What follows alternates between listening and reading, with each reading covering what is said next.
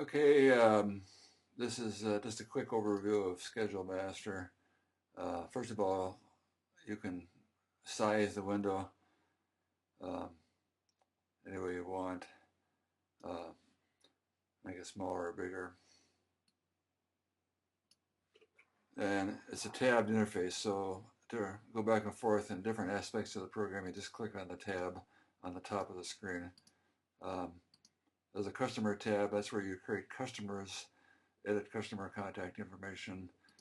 The edit query tab is kind of central because um, Schedule Master is orientated toward customers and customer jobs. So you pick a customer, then you pick a job or add a job for a customer. You can have one or more jobs per customer in this center column. And then to the right, you can assign tasks to jobs. So in other words, one job can be one or more tasks. And then on the bottom here are resources. Resources can be people, resources can be equipment, could be rooms, for example, that you assign to a task. Generally, when there's a task, there's somebody doing the task, or you're assigning a task to a machine. If you have a machine shop, for example, if you want to keep track of your machines and how they're scheduled, you would do that.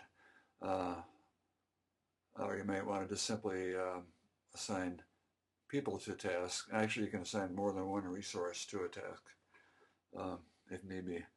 And then there's a query window on the bottom here, which is very powerful. That's really how you really want to, once you have tasks and jobs and you want to track them and see what's going on a daily or weekly or monthly basis, you can query your task going on in your company. There's a number of ways to do that. There's actually 4 options, and given all the different options, there's actually 16 different ways to query what's going on at any current time. So if for example, want to know what's going on this week, you just click this week button, and then you see down here it says 2 tasks, and if I want to visualize it, the visualize tab, I see it just selected 2 tasks, and if you put your mouse over the arrow, you see the name of the task, the resource assigned to it, how long it is, when it starts, when it ends, and so forth. You can also slide the schedule back and forth like this, just with the mouse.